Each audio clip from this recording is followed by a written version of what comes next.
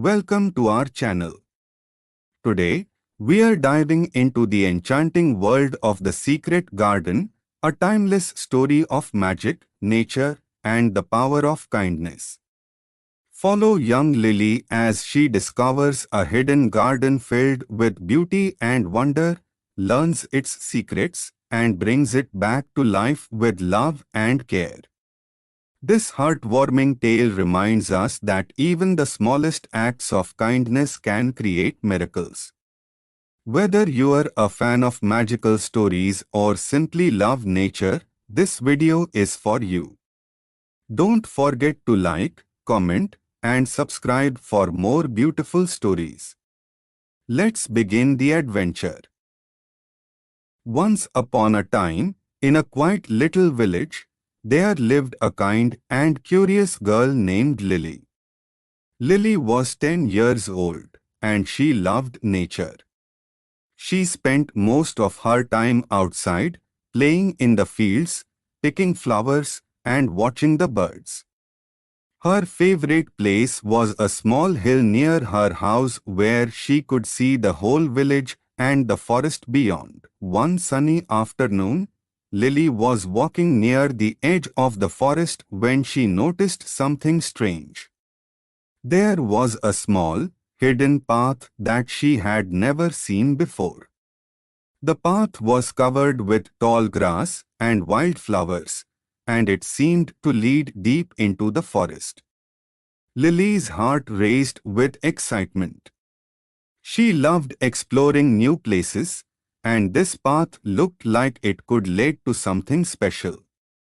She followed the path, pushing aside the tall grass as she walked. The forest was quiet, and the only sound was the chirping of birds.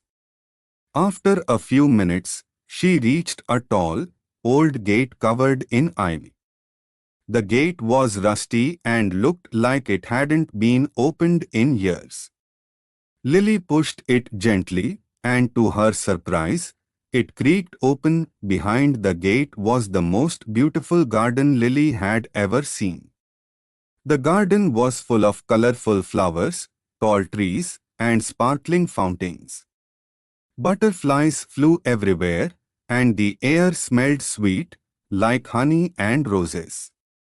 Lily felt like she had stepped into a fairy tale.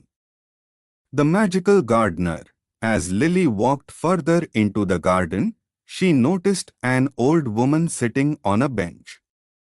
The woman had silver hair and was wearing a long, green dress. She was humming softly and tending to the flowers around her. "Hello," Lily said shyly. The old woman looked up and smiled. "Hello, dear. Welcome to my garden." "Your garden?" Lily asked. "It's so beautiful. How did you make it like this?" The old woman chuckled. "This is no ordinary garden, Lily. It's a magical garden.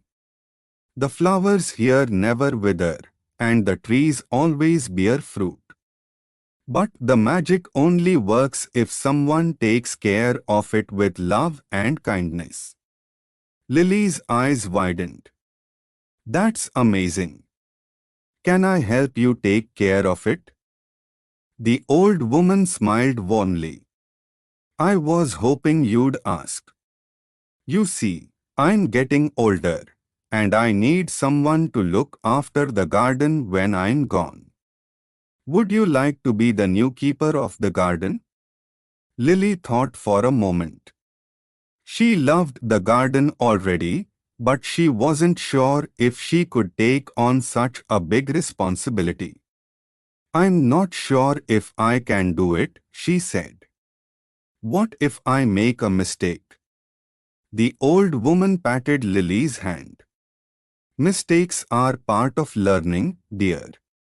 The most important thing is to care for the garden with your heart. If you do that, the magic will always stay strong." Lily nodded. "Okay, I'll try my best." Learning the secrets of the garden, the old woman, whose name was Mrs. Willow, taught Lily everything she needed to know about the garden. She showed her how to water the flowers, prune the trees, and talk to the plants. Plants are like people, Mrs. Willow said. They need love and attention to grow. Lily loved spending time in the garden. She would wake up early every morning and go straight to the garden to check on the flowers. She sang to them, told them stories, and even danced around the fountains. The garden seemed to come alive with her presence. One day, Mrs. Willow gave Lily a special task. "There's a part of the garden that hasn't bloomed in years," she said. "It's called the Forgotten Corner. No matter what I do, the flowers there refuse to grow. Maybe you can help." Lily went to the Forgotten Corner and saw that it was dark and empty. The soil was dry, and there were no signs of life. She felt sad looking at it. Why won't anything grow here? She wondered. She decided to try something different. Instead of just watering the soil, she sat down and talked to the ground. "I know you're sad," she said. "But I'm here now, and I'll take care of you. Please grow, little flowers. I believe in you." Every day, Lily visited the Forgotten Corner and did the same thing. She talked to the soil, sang to it, and even brought it small gifts like shiny pebbles and feathers. Slowly, she started to notice changes. The soil became softer, and tiny green shoots began to appear. The miracle of the Forgotten Corner. One morning, Lily woke up to find the Forgotten Corner completely transformed. It was now filled with the most beautiful flowers she had ever seen. There were roses, lilies, daisies, and flowers she didn't even know the names of. The colors were so bright that they seemed to glow. Mrs. Willow came to see the miracle and smiled. "You did it, Lily. You brought the Forgotten Corner back to life." Lily felt proud but also curious. Why did it work when I talked to the soil? She asked. Mrs. Willow explained. The Forgotten Corner was sad because no one had shown it love in a long time. Your kindness and care brought back its magic. That's the power of love, Lily. It can heal even the saddest places. Lily realized that the garden wasn't just magical because of the flowers and trees. It was magical because of the love and care that went into it. Saying goodbye, as the days went by, Mrs. Willow grew weaker. One evening, she called Lily to her side. "My dear, it's time for me to go," she said. "But I'm not worried because I know the garden is in good hands. Remember, the magic of the garden comes from your heart. As long as you care for it, it will always be beautiful." Lily hugged Mrs. Willow tightly. "I'll miss you," she said. Mrs. Willow smiled. "I'll always be with you, Lily. Just look at the flowers, and you'll feel my love." The next morning, Mrs. Willow was gone. Lily felt sad, but she knew she had to be strong for the garden. She continued to take care of it every day, just as Mrs. Willow had taught her. The garden's gift. One day, as Lily was walking through the garden, she noticed something strange. One of the trees had started to grow golden fruit. She had never seen anything like it before. She picked one of the fruits and took a bite. It was the sweetest thing she had ever tasted. As she ate the fruit, she felt a warm, happy feeling spread through her body. She realized that the fruit was a gift from the garden, a way of saying thank you for all her hard work and love. From that day on, the garden became even more special to Lily.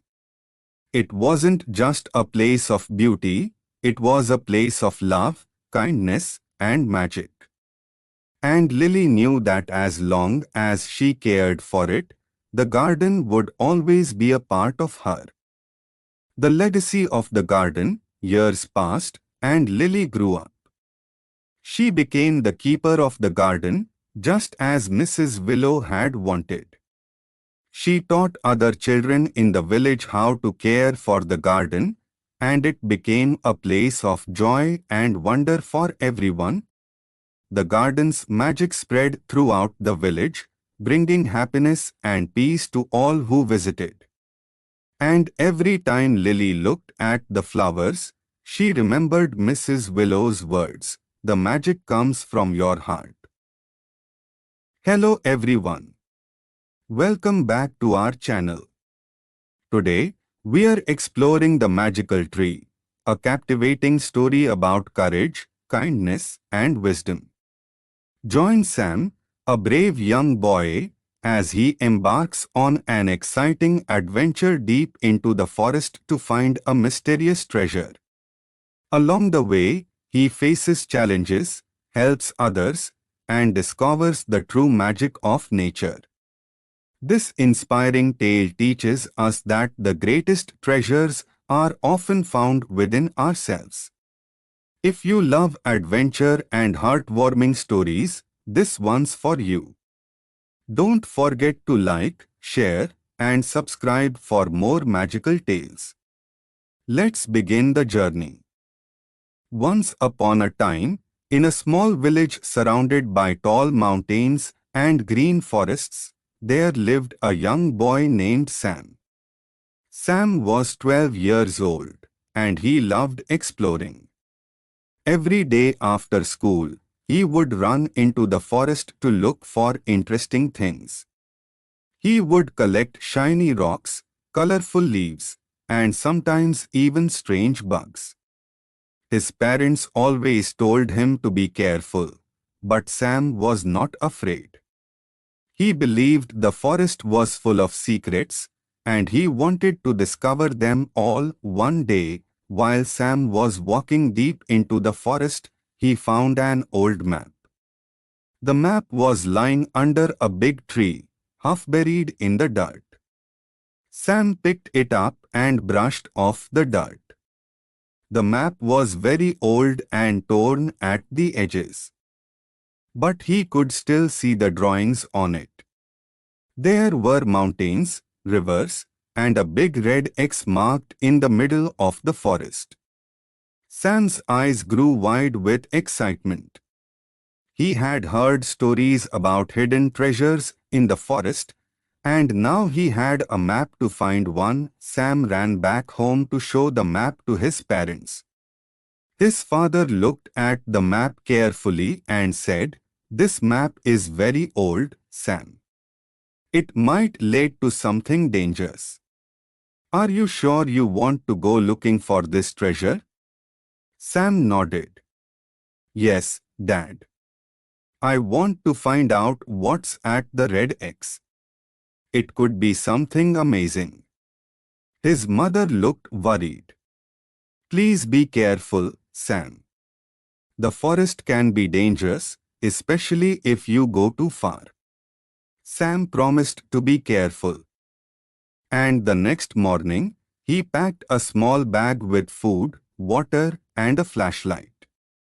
He also took a compass to help him follow the map.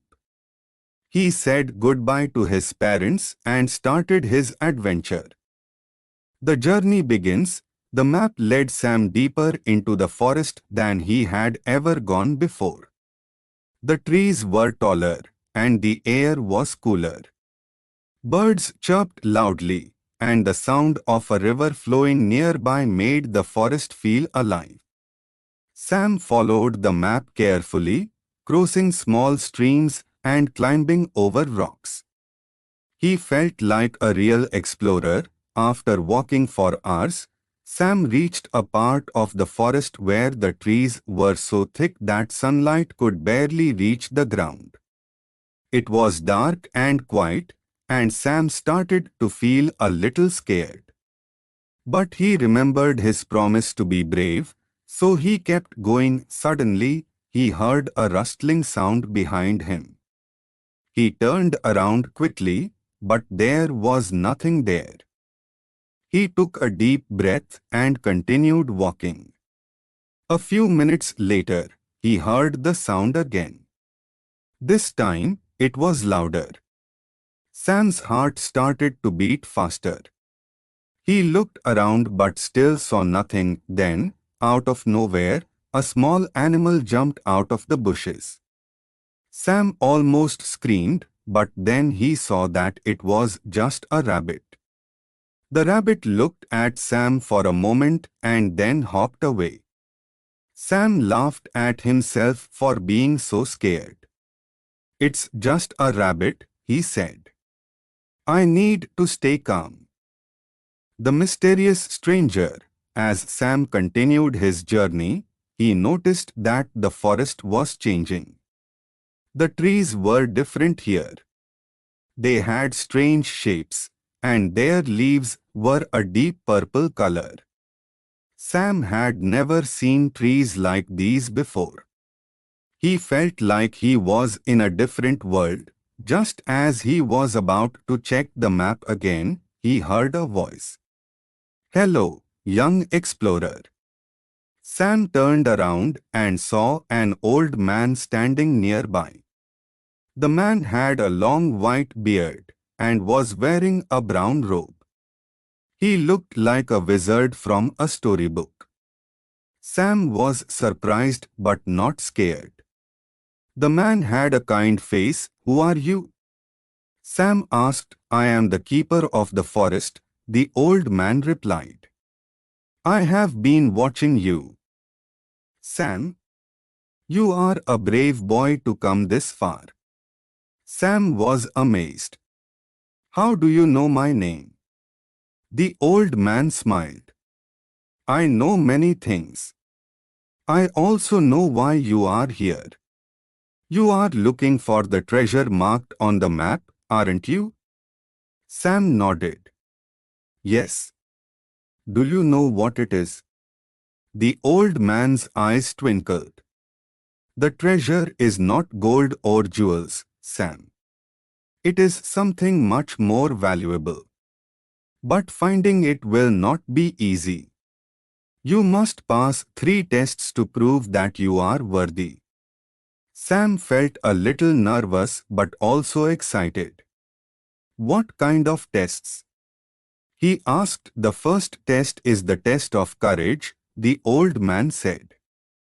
"You must face your greatest fear. The second test is the test of kindness. You must help someone in need. And the third test is the test of wisdom. You must solve a difficult riddle. If you pass all 3 tests, you will find the treasure." Sam thought for a moment. "I will try my best," he said. The old man nodded. "Good luck, Sam. Remember, the treasure is not what you expect, but it is worth the journey." With that, the old man disappeared into the trees. Sam blinked in surprise. He wondered if the old man was real or just a dream. But he knew he had to keep going. The test of courage. Sam continued walking until he reached a dark cave. The entrance was covered with vines, and a cold wind blew from inside. Sam felt a shiver run down his spine.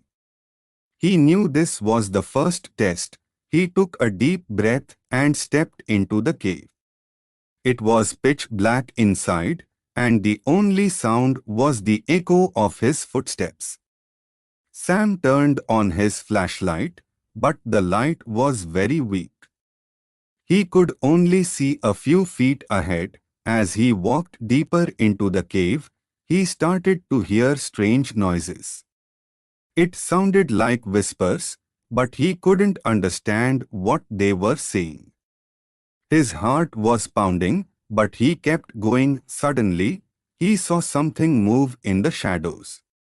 It was a large, dark shape. Sam's hands started to shake, but he reminded himself to be brave. He pointed his flashlight at the shape and saw that it was a big, scary-looking creature with glowing red eyes. Sam wanted to run away, but he stood his ground. "I'm not afraid of you," he shouted. The creature roared loudly, but Sam didn't move. He closed his eyes and waited for the worst. But nothing happened. When he opened his eyes, the creature was gone. The cave was silent again. Sam felt a wave of relief. He had passed the first test, the test of kindness. When Sam left the cave, he found himself in a beautiful meadow. The sun was shining, and flowers of every color covered the ground. In the middle of the meadow, he saw a small bird with a broken wing. The bird was trying to fly but couldn't. Sam felt sorry for the bird. He carefully picked it up and looked at its wing. He remembered that his father had once taught him how to make a splint for a broken bone. Sam found 2 small sticks and some leaves. He gently tied the sticks to the bird's wing to keep it straight. "Don't worry, little bird," Sam said. "You'll be able to fly again soon." The bird chirped softly, as if to say thank you. Sam placed the bird on a soft patch of grass and gave it some water. He knew he couldn't stay long, so he said goodbye and continued his journey. As he walked away, he heard the sound of wings flapping. He turned around and saw the bird flying in the sky. Its wing was healed. Sam smiled. He had passed the second test, the test of wisdom.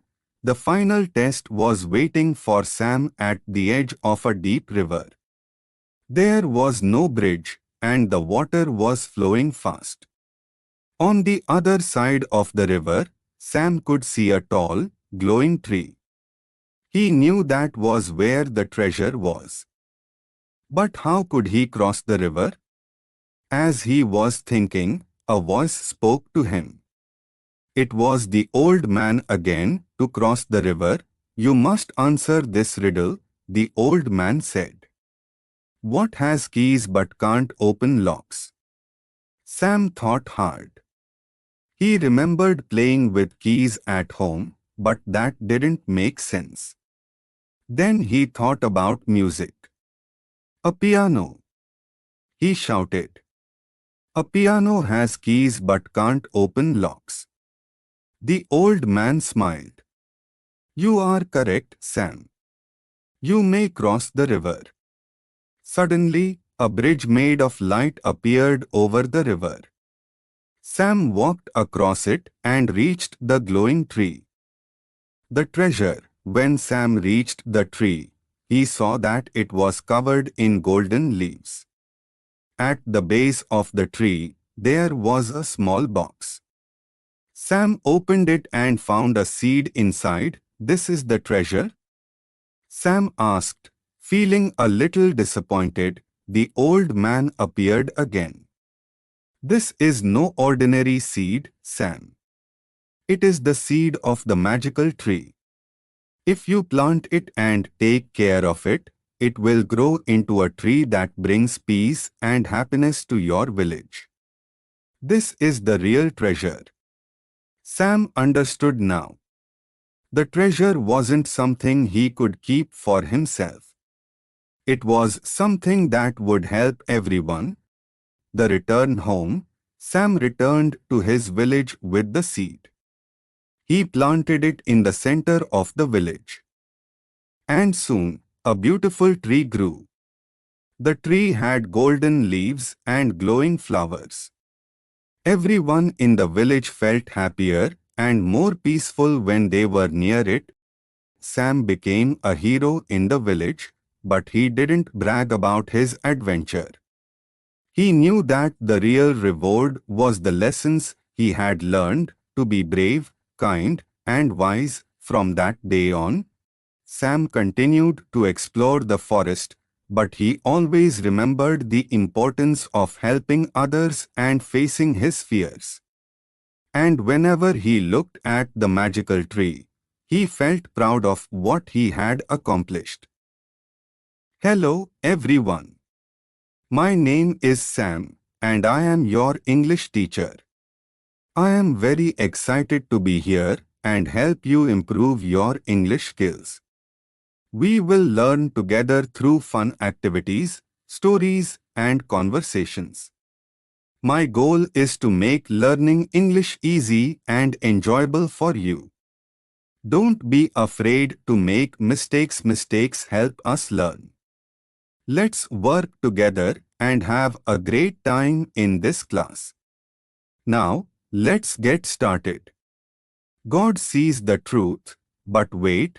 Chapter 1, God sees the truth, but waits. Leo Tolstoy. In the town of Vladimir lived a young merchant named Ivan Dmitrich Akshanov.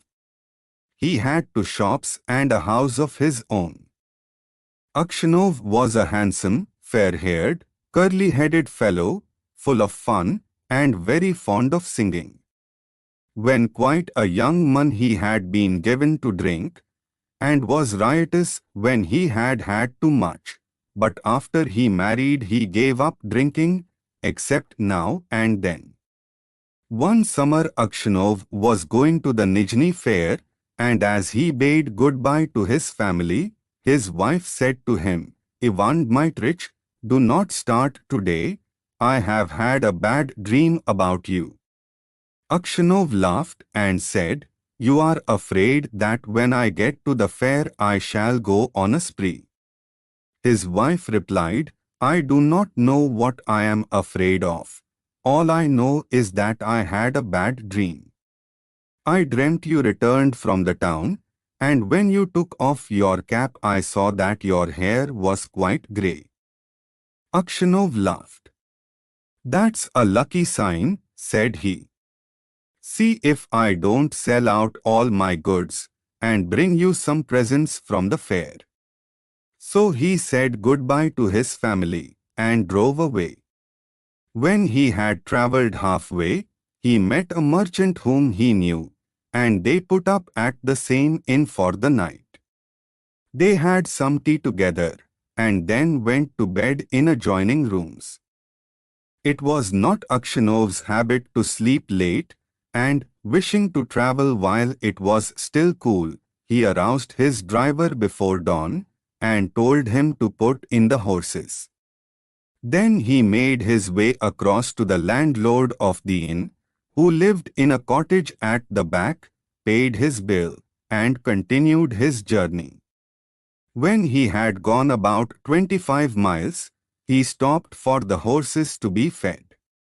Akshanov rested a while in the passage of the inn, then he stepped out into the porch, and ordering a samovar to be heated, got out his guitar and began to play. Suddenly a troika drove up with tinkling bells, and an official alighted, followed by two soldiers.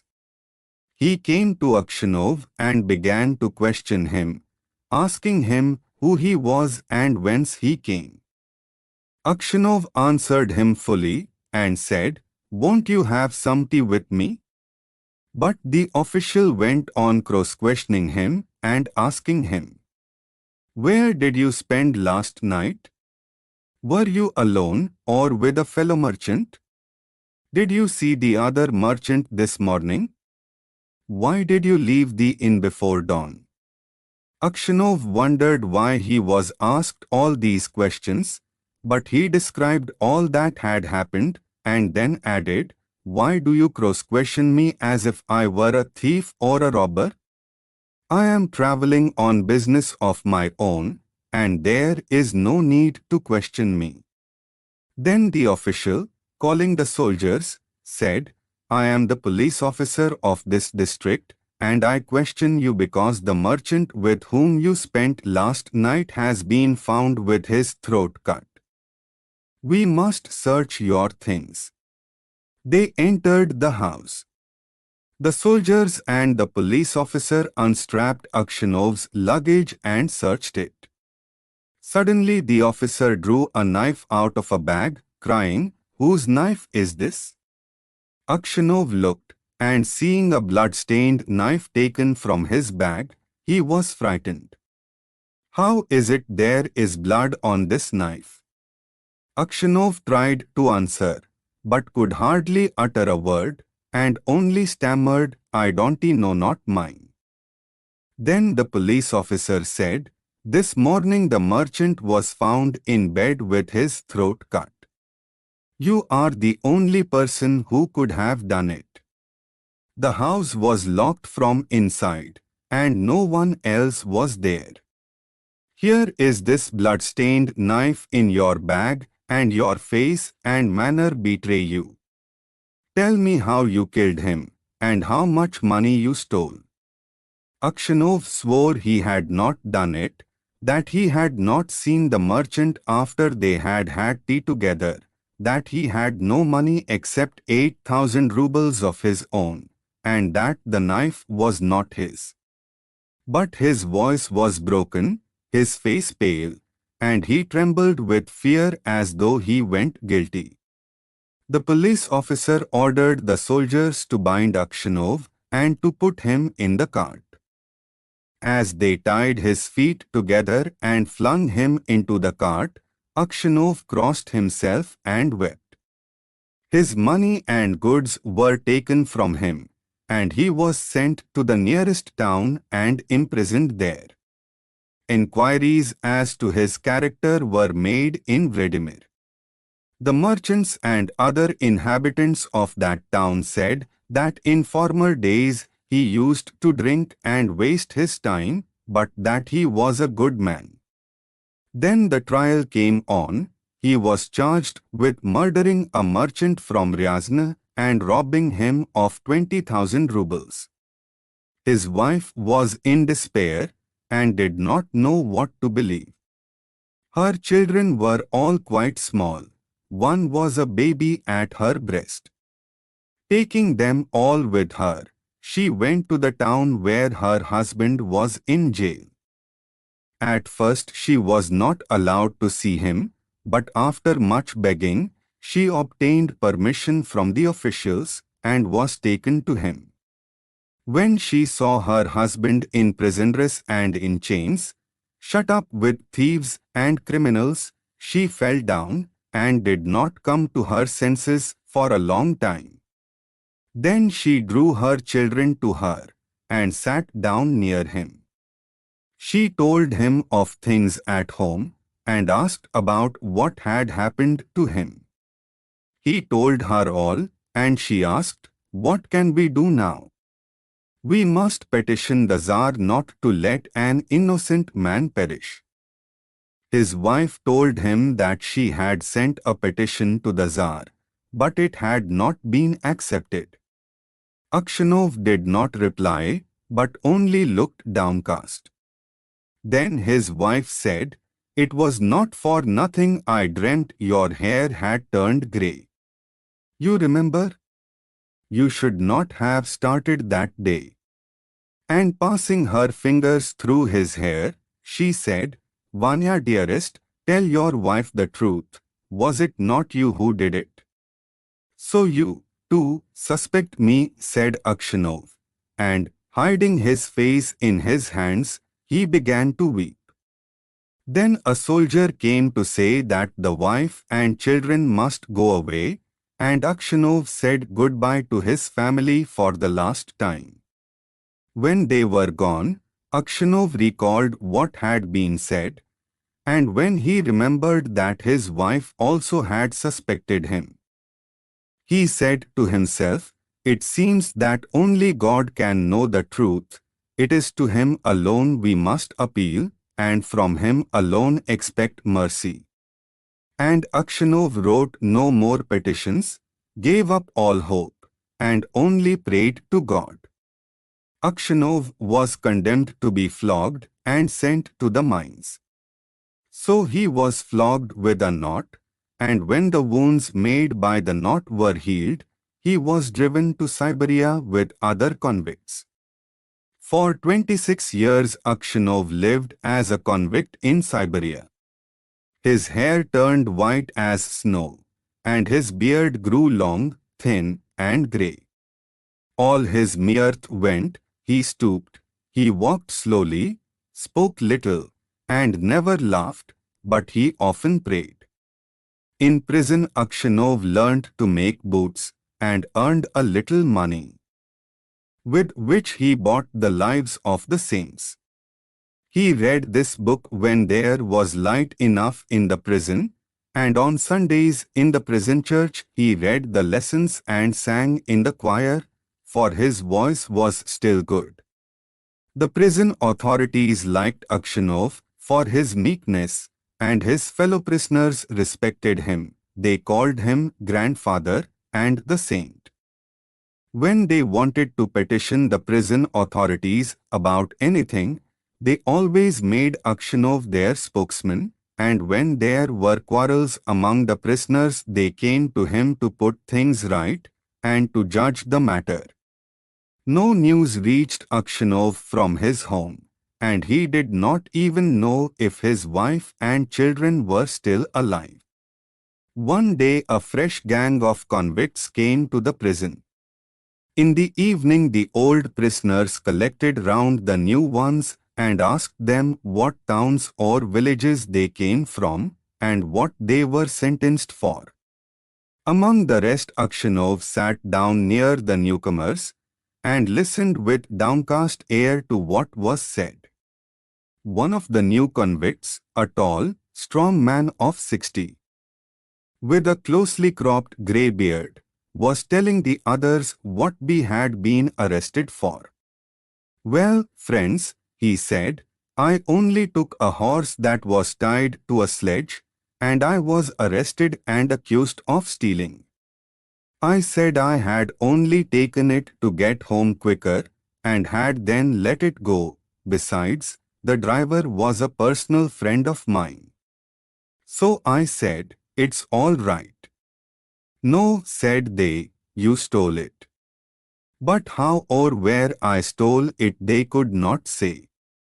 I once really did something wrong, and ought by rights to have come here long ago, but that time I was not found out. Now I have been sent here for nothing at all. But it's lies I'm telling you. I've been to Siberia before, but I did not stay long." "Where are you from?" asked someone. "From Vladimir. My family are of that town. My name is Makar, and they also call me Semyonich." Akshanov raised his head and said, "Tell me, Semyonich, do you know anything of the merchants Akshanov of Vladimir? Are they still alive?" "Know them?" "Of course I do. The Akshanovs are rich, though their father is in Siberia, a sinner like ourselves, it seems. As for you, Grandad, how did you come here?" Akshanov did not like to speak of his misfortune. He only sighed and said, "For my sins I have been in prison these 26 years." "What sins?" asked Makar Semyonich. But Akshanov only said, well, I must have deserved it." He would have said no more, but his companions told the newcomers how Akshanov came to be in Siberia, how someone had killed a merchant and had put the knife among Akshanov's things, and Akshanov had been unjustly condemned. When Makar Semyonich heard this, he looked at Akshanov, slapped his own knee, and exclaimed, "Well, this is wonderful. Really wonderful. But how old you've grown, Grandad. The others asked him why he was so surprised and where he had seen Akshanov before, but Makar Semyonich did not reply. He only said, "It's wonderful that we should meet here, lads." These words made Akshanov wonder whether this man knew who had killed the merchant, so he said, "Perhaps, Semyonich, you have heard of that affair, or maybe you've seen me before?" "How could I help hearing? The world's full of rumors. But it's a long time ago, and I've forgotten what I heard." "Perhaps you heard who killed the merchant?" asked Akshanov. Makar Semyonich laughed and replied, "It must have been him in whose bag the knife was found. If someone else hid the knife there, he's not a thief till he's caught, as the saying is. How could anyone put a knife into your bag while it was under your head? It would surely have woke you up." When Akshanov heard these words, he felt sure this was the man who had killed the merchant.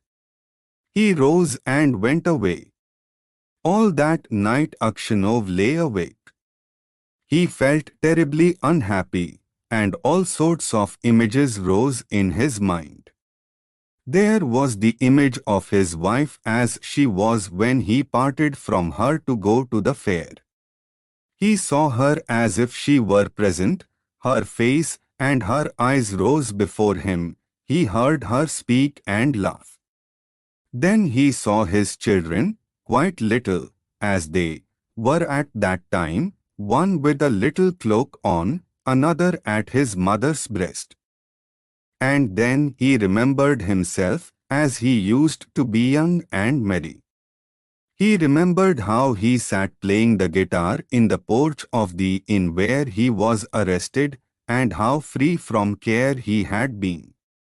He saw, in his mind, the place where he was flogged, the executioner, and the people standing around, the chains, the convicts, all the 26 years of his prison life, and his premature old age. The thought of it all made him so wretched that he was ready to kill himself. "And it's all that villain's doing," thought Akshanov.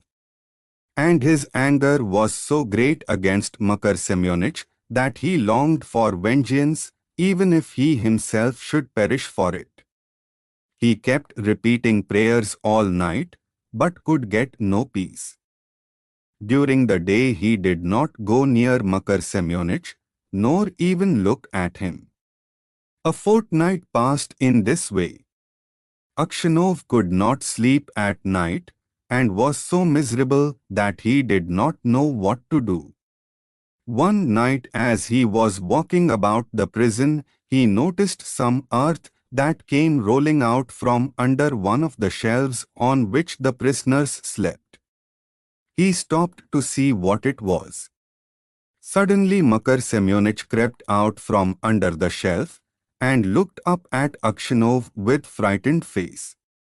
Akshanov tried to pass without looking at him, but Makar seized his hand and told him that he had dug a hole under the wall, getting rid of the earth by putting it into his high boots and emptying it out every day on the road when the prisoners were driven to their work. "Just you keep quiet, old man, and you shall get out too.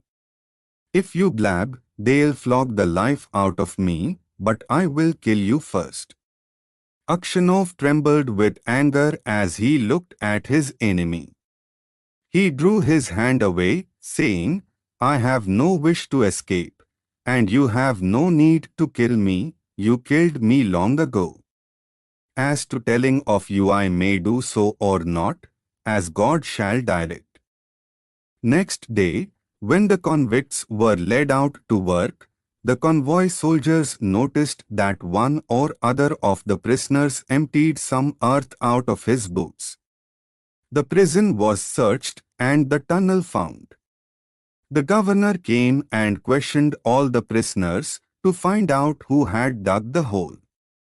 They all denied any knowledge of it. Those who knew would not betray Makar Semyonich, knowing he would be flogged almost to death.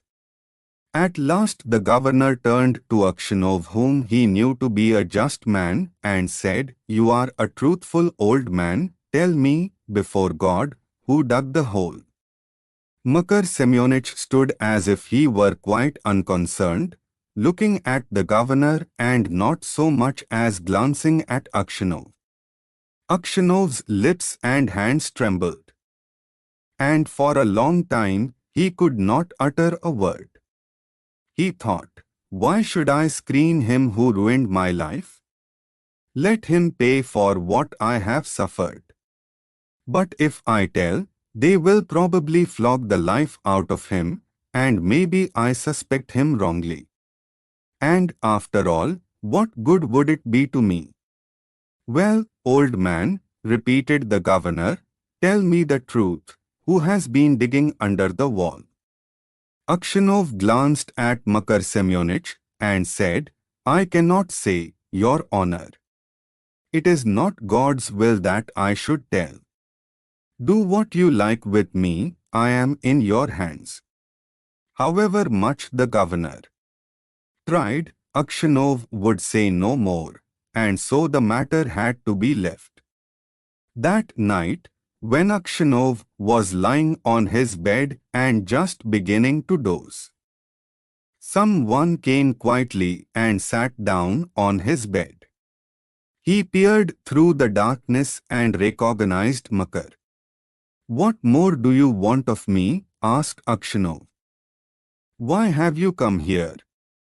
Makar Semyonich was silent. So Akshanov sat up and said, "What do you want? Go away, or I will call the guard." Makar Semyonich bent close over Akshanov and whispered, "Ivan Dmitrich, forgive me." "What for?" asked Akshanov. "It was I who killed the merchant and hid the knife among your things.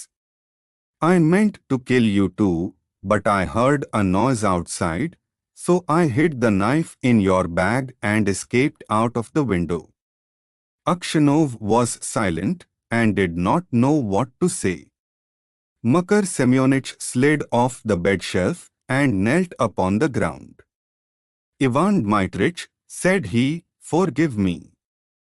For the love of God, forgive me. I will confess that it was I who killed the merchant, and you will be released and can go to your home."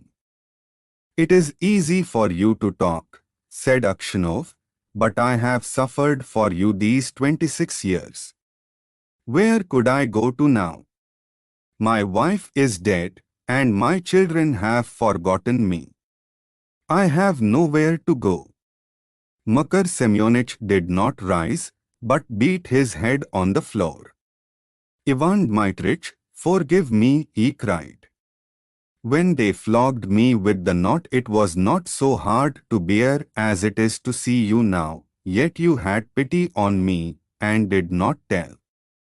For Christ's sake forgive me, wretch that I am." And he began to sob. When Akshanov heard him sobbing, he, too, began to weep. "God will forgive you," said he.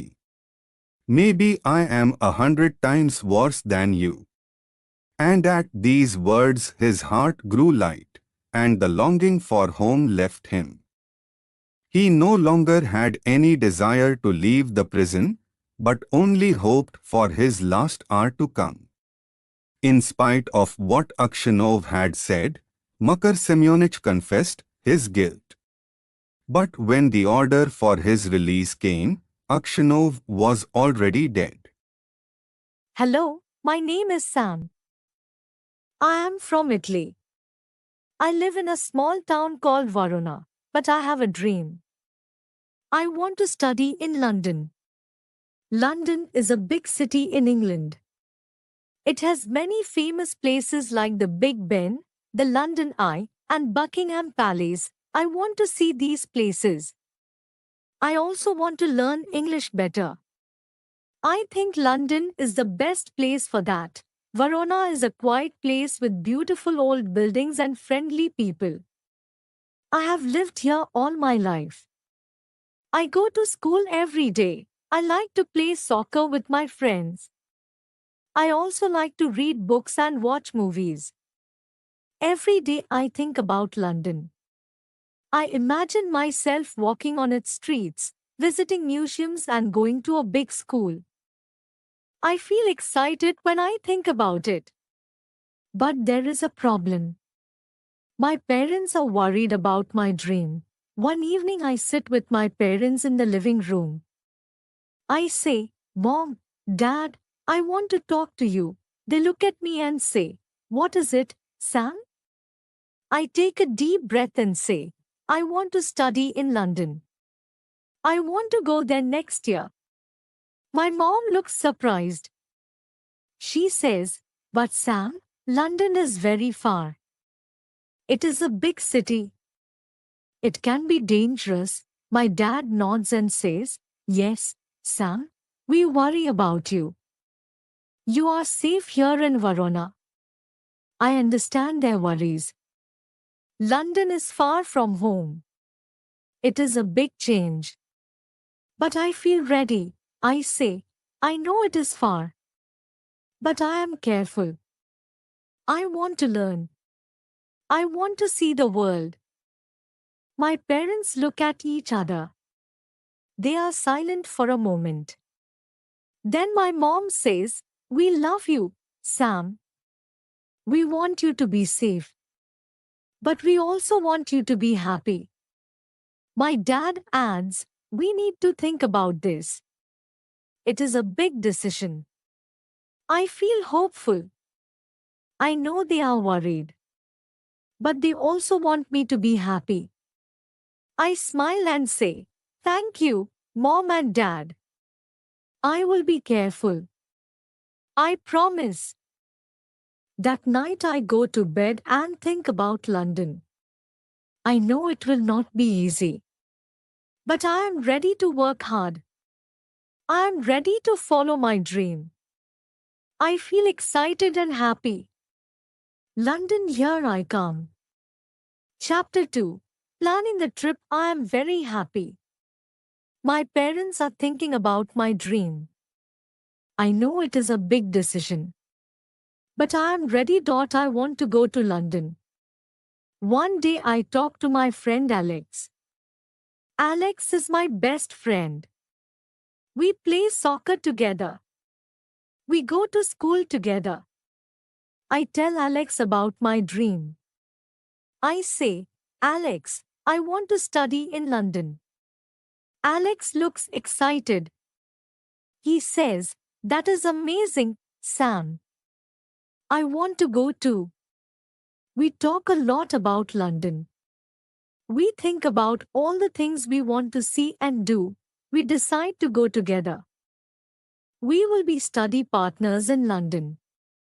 We start to plan our trip. First, we need to get our passports. A passport is a small book. It shows who you are. It lets you travel to other countries. We go to the office and get our passports. We feel excited. Next, we need to buy our plane tickets. We look on the internet. We find a good price for tickets to London. We use our savings to buy the tickets. We are going to fly on a big plane. It is my first time on a plane. I feel a little nervous but also very excited. We also need a place to stay in London. We look for a small apartment. We find one near our new school. It is not big but it is nice. We are happy. We will live together in London. Now we need to pack our bags. We make a list of things we need: clothes, books and some food for the trip. We pack everything carefully. Our bags are ready. We are ready. My parents are still worried. They say, Sam, be careful. London is a big city. Stay safe.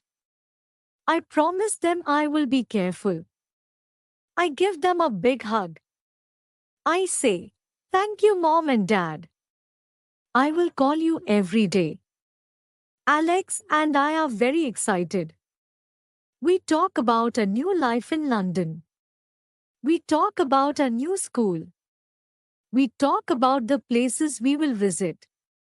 The big day is coming. We will soon be on our way to London. Our adventure is about. Chapter 3. The journey begins. The big day is here. Alex and I are ready. We say goodbye to our families. My mom and dad give me a big hug. They say, be safe, Sam. We love you. I say, I love you too. I will be careful. Alex and I go to the airport. The airport is big and busy. Many people are there. Some people are happy. Some people look tired. We check our bags. We get our boarding passes. We wait for our plane. We feel excited and a little nervous. It is my first time on a plane. Alex has never been on a plane either. We talk about a new life in London. We talk about a new school. We can't wait to see the city. Finally, it is time to board the plane. We get on the plane. It is very big inside. We find our seats. I sit by the window. Alex sits next to me. We fasten our seat belts. The plane starts to move. I look out the window. The plane goes faster and faster. Then, we are in the air. I see the ground getting smaller and smaller. We are flying. It is amazing. I feel happy. Alex looks happy too. The flight is long. We talk, read books, and watch movies. We also sleep for a while. The flight attendants are very nice. They bring us food and drinks. We eat a sandwich and drink some juice. After a few hours, something happens. The plane starts to shake. It is turbulence. I feel scared. Alex feels scared too. But we stay calm. We hold hands. The turbulence stops. We feel safe again. We look out the window. We see the clouds.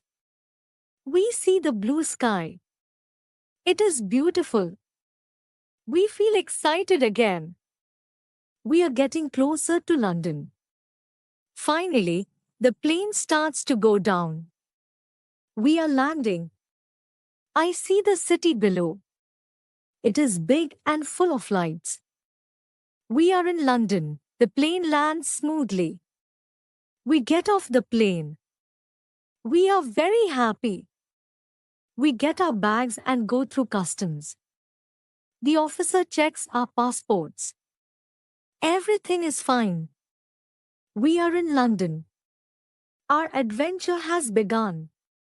We can't wait to explore the city and start our new life. Chapter 4 First Adventure. We are in London. Alex and I feel very excited. We take a taxi to our new apartment. The city is big and busy. There are many people and cars. We see red buses and black taxis. We see tall buildings and big shops. Everything is new and exciting. Our apartment is small but nice. It has 2 bedrooms, a small kitchen and a living room. We unpack our bags. We put our clothes in the closet. We are ready to explore the city. The next morning, we wake up early. We are very excited. We have a map of London. We plan to visit some famous places. Our first stop is the Big Ben. It is a big clock tower. It is very famous. We take many pictures. Then we go to the London Eye. It is a big Ferris wheel. We buy tickets and get on. The wheel goes up slowly. From the top, we can see the whole city. It is beautiful. We feel very happy. After the London Eye, we walk to Buckingham Palace. It is the home of the Queen. The palace is very big and beautiful. We see the guards in their red uniforms. They stand very still. We take more pictures. We walk around the city. We see many shops, cafes and parks. Everything is new and interesting. We feel like explorers. But after a while, we get tired. We decide to go back to our apartment. On the way back, something happens. We get lost. We take a wrong turn and do not know where we are. We feel a little scared. The streets look different. We do not see any familiar places. I say, Alex, what do we do? Alex says, don't worry, Sam. We can ask for help. We see a kind-looking lady. We walk up to her and say, excuse me, we are lost. Can you help us? The lady smiles and says, of course. Where do you need to go? We show her our map. She points us in the right direction. We thank her and start walking again. We feel better. Soon, we find our way back. We see our apartment building. We feel very relieved. After that, we decide to take a break. We find a small cafe. We sit down and order some tea and sandwiches. We feel happy and relaxed. We talk about all the things we saw, but then, something happens. Alex looks worried. He says, Sam, where is my bag? I look around. The bag is not there. Alex's bag is missing. We feel scared. The bag has Alex's wallet and passport. We need those things. We try to stay calm. I say, Alex, let's look around. Maybe we left it somewhere. We look around the cafe. We ask the staff. But no one has seen the bag. We feel more scared. We decide to go back to the museum. Maybe we left the bag there. We walk quickly. We feel very worried. When we get to the museum, we ask the staff. They say they have not seen the bag. We look around, but it is not there. Alex looks very sad. He says, Sam, what do we do? My passport is in the bag. I need it. I feel worried too. But I try to stay calm. I say, Alex, we will go to the police. They can help us. We find a police station. We tell the police officer about the bag. He is very kind. He says, don't worry. We will try to find it, but it may take some time. He takes our information and gives us a number to call. We leave the police station. We feel a little better but still worried. Alex says, Sam, I feel so bad. I lost my bag. I say, it's okay, Alex. We will find a way. Let's go back to the apartment and think. We go back to our apartment. We sit down and talk. We make a plan. We will call the police every day to check. We will also be more careful with our things. We know it will be hard, but we will try our best. That night, we feel tired and worried. But we also feel a little stronger. We know that problems can happen. We know we can face them together. London is a big city with many surprises. We are ready for the challenges.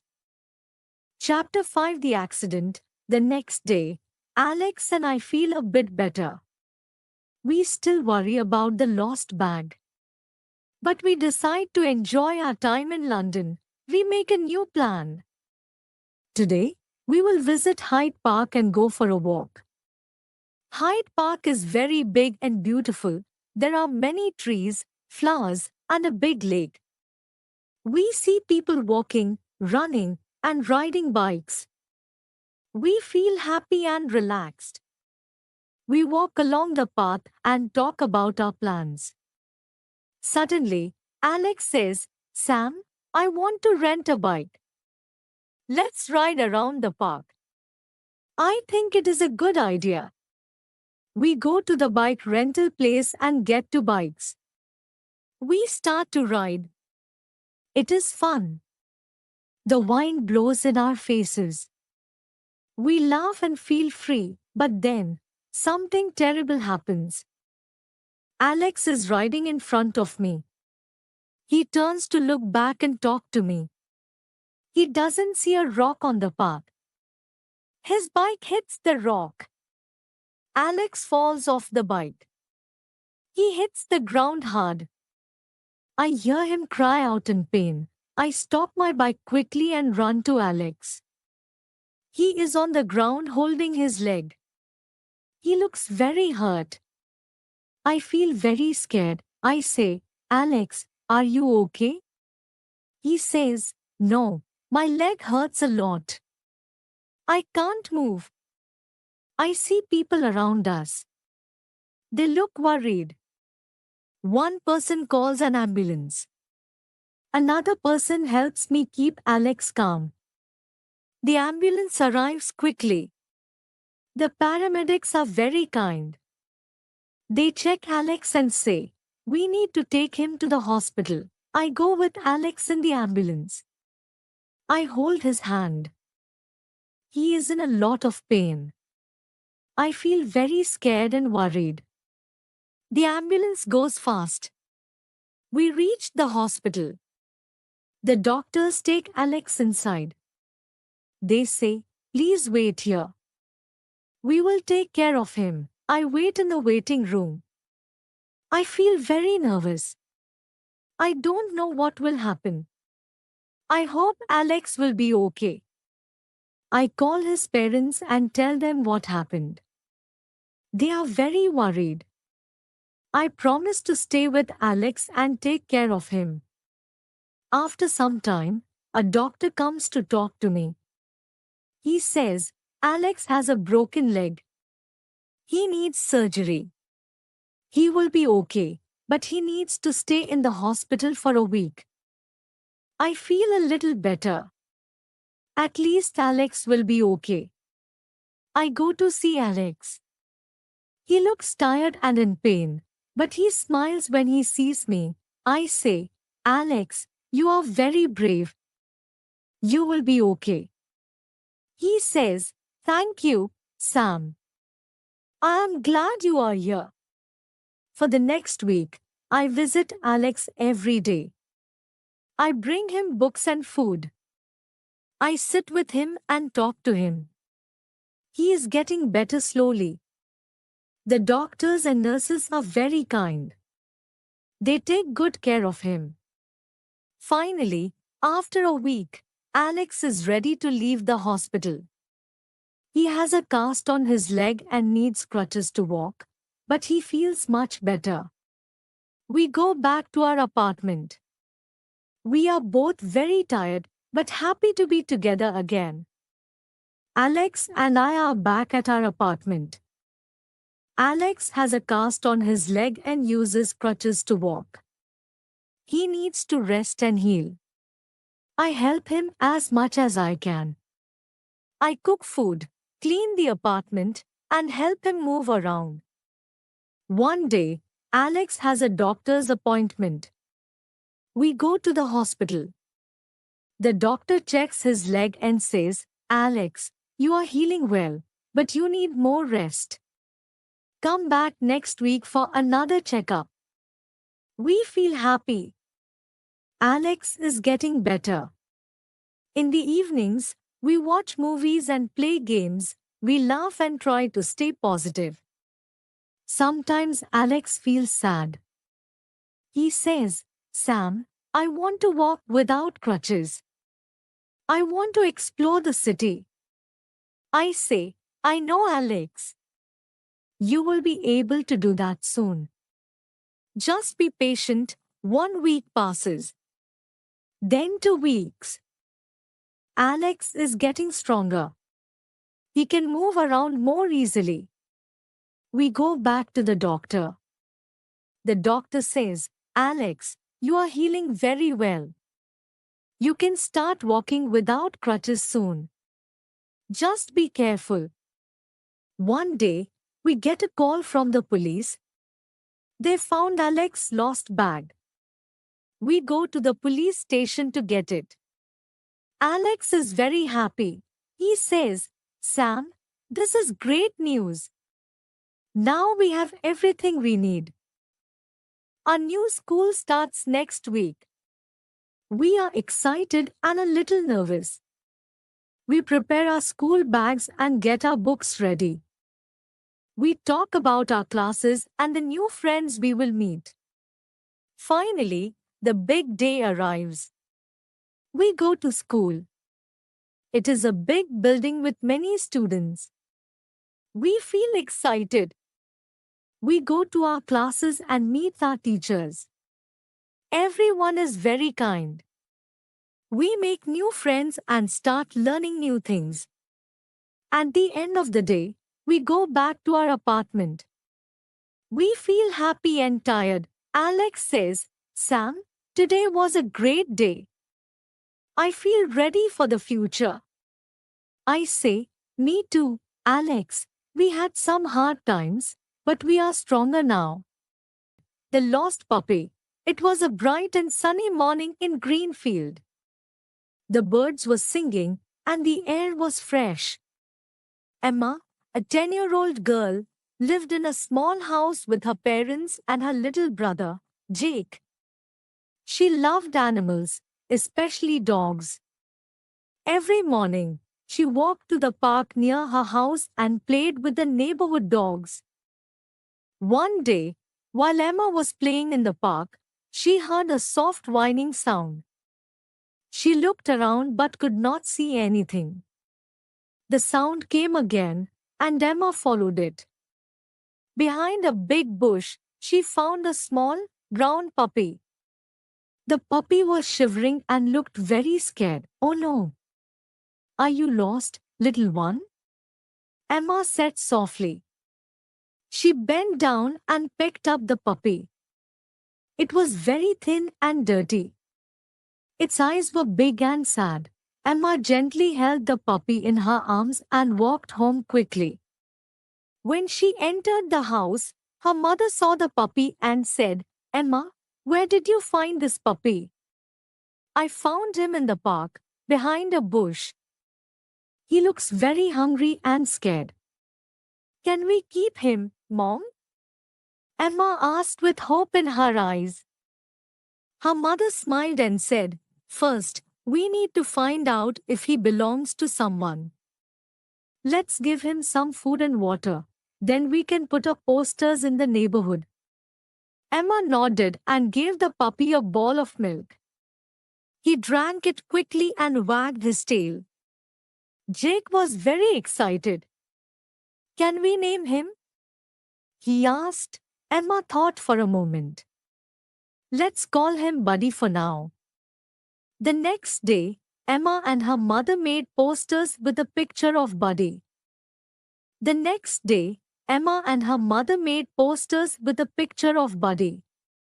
They wrote, Found a small brown puppy. If he belongs to you, please call us. They put the posters on trees, streetlights, and in the grocery store.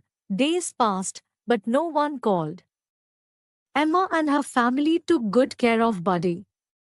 They gave him a bath, fed him every day, and played with him in the park.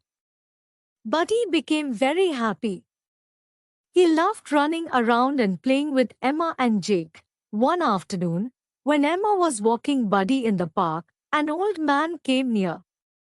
He looked at Buddy and said, "Oh dear, is that my Rusty?" Emma looked at the man. He had kind eyes and a gentle smile. "Is this your puppy, sir?" she asked. "Yes. He ran away last week during a storm. I have been looking for him everywhere," the man said with a sad voice. Emma felt both happy and sad. She loved Buddy, but she knew he belonged to someone else. "His name is Buddy now. We took care of him," Emma said. The old man patted Buddy's head. "Thank you, dear. You are very kind. But Buddy looks very happy with you. Would you like to keep him?" Emma's eyes widened. "Really? But he is your dog." The man smiled. "I am too old to take care of him. I just wanted to know he was safe.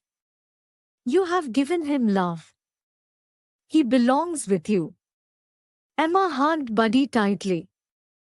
"Thank you so much," she said with joy. From that day on, Buddy became a part of Emma's family. He was no longer lost. He had a home filled with love and happiness. And Emma learned that kindness always brings joy, but he quickly adapted to his new life. He followed Emma everywhere, wagging his tail with excitement. Every morning, he waited by the door, ready for their walk to the park.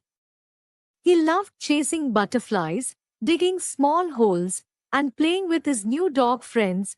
One evening, Emma's father came home with a small blue collar and a name tag that read, "Buddy." "Since he is officially part of the family, he needs his own tag," he said with a smile. Emma carefully placed the collar around Buddy's neck. He barked happily and licked her face. Weeks passed, and Buddy grew stronger. His fur became shiny, and he was no longer afraid. He slept at the foot of Emma's bed and greeted her every morning with a wagging tail. Emma taught him simple tricks like sit and stay. Buddy was very smart and learned quickly. One day, while playing in the park, Buddy started barking loudly near the playground. Emma ran to see what happened. She saw a small boy stuck at the top of the slide, too scared to come down. The boy was crying. Buddy barked again and ran in circles around the slide. Emma quickly called an adult for help. A kind woman climbed up and helped the boy down. "Thank you so much, young lady. And your dog is very smart," she said with a grateful smile. Emma hugged Buddy. "You're a hero," she said. Buddy wagged his tail proudly. From that day, Buddy was known as the bravest dog in the neighborhood. People loved him, and he always brought smiles to everyone. Emma felt lucky to have found Buddy. She knew that sometimes the best friends come when you least expect them.